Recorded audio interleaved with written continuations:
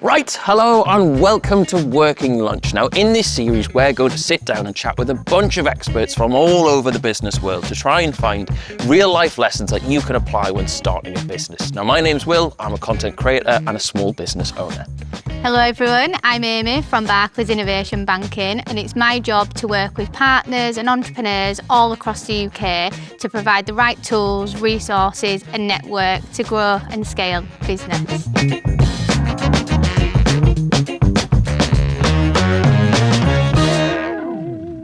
So this episode is all about making the leap. So turning your side hustle into your full-time business. Okay. The challenge for you today is to imagine Rod's back at the startup stage and think about what would have convinced you to take it full-time and what practical things you'd have needed to have in place to make that switch work. Sounds good.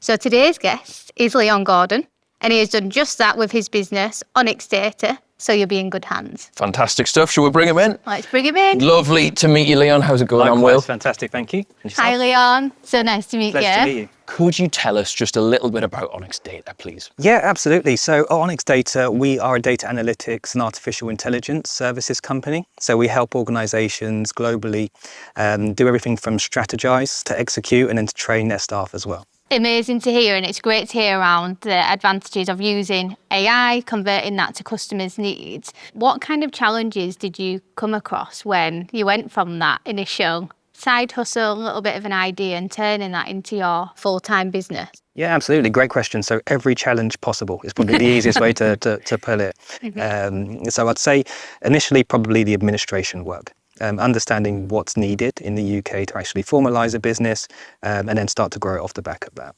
I have a million questions. Before I start bombarding you, should we get some food? Sounds like a plan. Okay, so did Onyx Data, did it start off as a kind of like a side hustle? And if it did, what point did you know, right now it's time to go all in? Was there a certain moment? For me, I was working permanently doing a very technical development role. And on the side, as most technical people do, starting to build out some of my own kind of solutions, etc. They started to get a bit of traction, particularly on LinkedIn. That was my social media platform of choice. And then ultimately, from that perspective, after I started to get probably more traction than I needed, is when I started to go into more of a freelance role. So we started off generally as a freelance organization and then scaled over time. Nice, yeah. I mean, it's not really comparative for me on the YouTuber side of things. I didn't know. I didn't actually have that moment to be like, right, this is when to take a leap. I was kind of in between uni years and I was planning on going back to uni, but I was also working like 10 hours a day on the YouTube stuff. And I was like, right, telling my family, and my mom actually sat me down. She was like, look, it's going to have to be one or the other here. I think you should take a year out. But it's funny. It's like, there's never, I personally didn't feel like a one eureka moment. You kind of have to go, it builds, and then you go, I can't ignore this anymore, right? Yeah, agreed. Amy, how would you say is best to financially prepare for that moment of like going all in? And when you do have to make that decision, how can you be best prepared for that? It's a really good question, and to be honest, it aligns to the answers that Leon's just given and yourself around not knowing when it's the right time. You equally probably won't have the perfect squeaky clean finances, because a lot of businesses that are starting out are bootstrapping, like Onyx Data.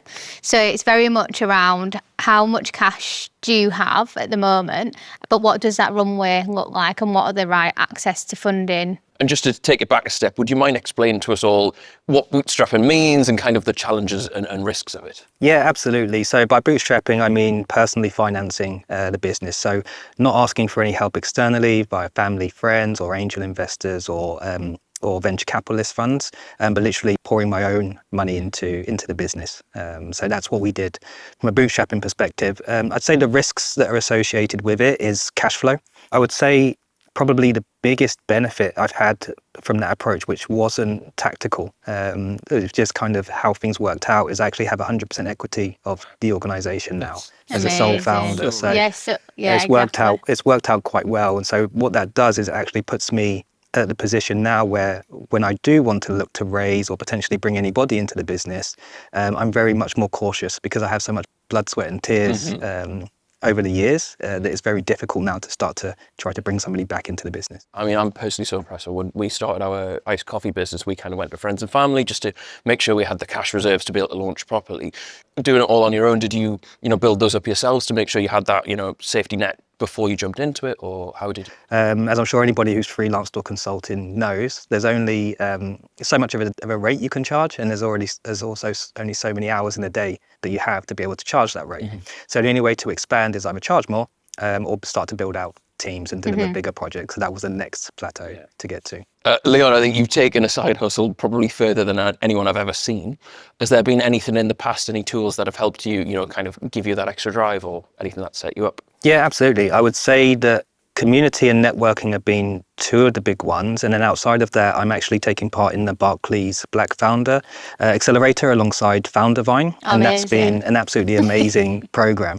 For somebody like myself from my background, it's been really good to see Barclays open up to diversity, but also the actual amount of knowledge it gives us access to. And they give you a really nice curriculum that navigates you on that journey, gives you access to experts, mentors, etc., and also what we all like as founders, access to benefits as well, so freely available tools, etc. So it's been an absolutely amazing accelerator. Lovely. This has all been, I would say, pretty smooth sailing so far. I'm really enjoying those croquettes. Next up, we do have a bit of a challenge for you. Okay. Let's have a look. All right, so Leon, welcome to Bittersweet. Inside this dish, right, there is two bits of food, right? One of them's bitter, one of them's sweet. And in a minute, we're going to invite you to pick one of them. I'll have whatever you don't pick, and depending on what we get, we'll both share a business anecdote. Okay. So let's have a look. They look quite very nice. Similar. They don't look bad at all. Profiteroles. Anything taking your fancy to start with, or? I'm thinking probably this one. Okay. Okay. See how we get on. We'll go at the same time. Cheers. Cheers, mate. Cheers. Lovely to meet you. Oh, that's awful. Oh, we know which one you got then. I'm going to go second. Not vinegar. So congratulations, well done for picking the lovely one. Because of that, would you mind telling us kind of a sweet moment you've had in taking your business from a side hustle to what it is today? Yeah, absolutely. So when we relaunched, and we obviously went through a bit of a rebrand and a reshuffle in terms of structure, etc. One of the key areas that we looked at targeting from a client perspective was the Middle Eastern region, which we hadn't ever been in the Middle East and laid feet on the ground there. And we actually partnered with one of the biggest tech organizations to deliver one of the flagship projects there alongside their latest product in the region. That became our biggest project to date. It was a 2-year project, which we just seen the culmination of. And that actually became one of their biggest success stories at their largest conference that year as well. Wow, well so done. It was a really great story for us. Yeah, good. Yeah, so I think for me, I when I was creating YouTube videos, that started very much as a hobby, and then over one summer it became my job. And I think in the next January, after I'd committed to, this is my job, I moved to London. So overheads got a lot higher from where I was coming from. And I think a couple of months after I moved to London, basically as a content creator, a lot of your revenue depends on advertising costs and kind of advertising rates. And basically something happened in the online media space that just plummeted ad rates. They honestly, do you guys remember fidget spinners? Do you know? Yeah. Yes. I sold WillNE branded fidget spinners to get over those months, and suddenly the ads came back just after a while. But it's one of those ones, sometimes you think, right, I can bank on this revenue stream, this won't change. And suddenly just, unforeseen circumstances pop up, and I wasn't as prepared as, some of the measures you'd mentioned, but we got through it. But that's amazing, though, that knowing when to pivot and pivoting successfully, yes, like you did. Absolutely, man. So, yeah, take what you can. Take what you can. Amazing. So it seems like you've almost taken the leap twice then, like once at the start and then, once then coming back to Onyx. How do you manage to keep, the momentum of it? What I really like to do is kind of map out each eventuality. So typically we start with a plan A, a plan B, and a plan C, and then we map out what could go right, what obstacles we could foresee, and then when to pivot. It's like it's almost being proactive instead of reactive, I think. Yeah, absolutely. For us as for Rods, it's kind of we're just trying. It's all brand new, and we're like, right, we can do this and do that and do that, and it just feels like we should be trying everything. But I'm not sitting back and going, okay, we'll launch this flavor here. what's a metric of success, and what, if it doesn't do well, what do we pivot to then? That's a really interesting. And just being really curious, based on today's chat around the side hustle to starting out, what was your mindset like when you decided to make that decision to go from starting out to setting up a business full time? What did that mindset shift look like? I think the best way to encapsulate it is blissful ignorance. I think looking back, I probably wasn't prepared. I don't think anybody is on this journey for kind of where we are 6 years later. So for me, it was a brand new playing field. I'd like to think that I ticked all of the boxes for where I was at that stage. And then, as I mentioned before, going to that next level, and with new levels, there's new devils, I like to say. Oh, I like that. I'm taking that. I'm taking that. Then it's all about then learning, right? Failing fast, really learning on the job, and then finding out what works and what doesn't work. And the other way I like to put it is becoming comfortable being uncomfortable. I think that's where you get the most amount of growth. And so that's really where the last 6 years have been. So to answer your question, Amy, I don't think I was prepared for where we are today. And sometimes ignorance is the best way to look at it as well. Absolutely. And how have you managed to scale it to the point that you have? Have you burnt out along the way? And if you have, how have you stopped yourself doing it again? Yeah, absolutely. So there's been close moments.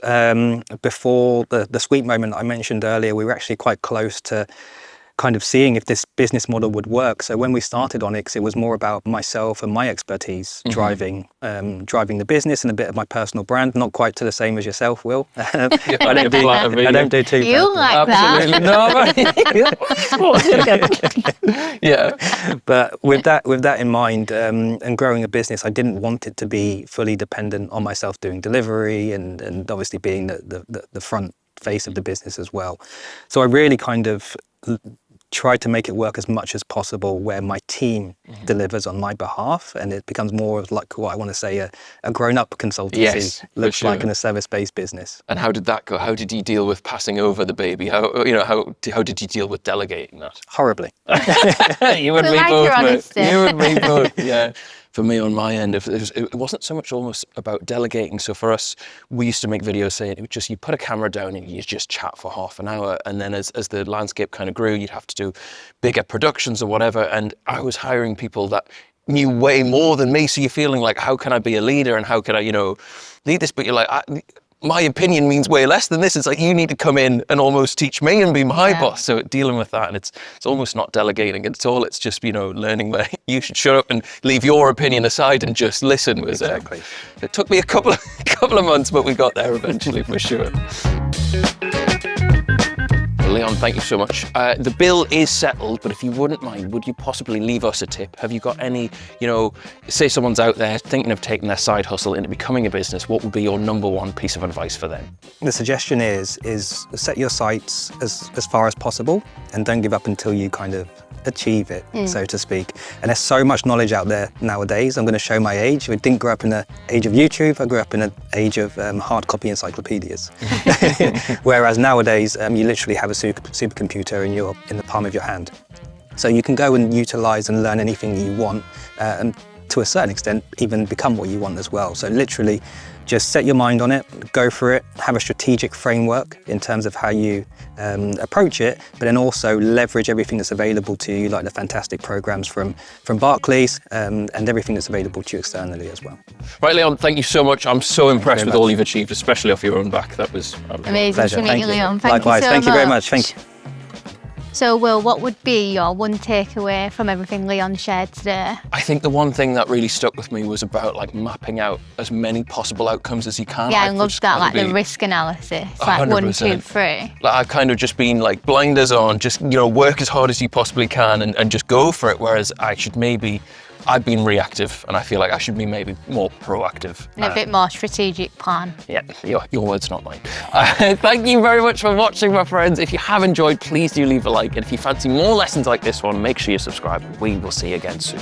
Bye-bye. Bye.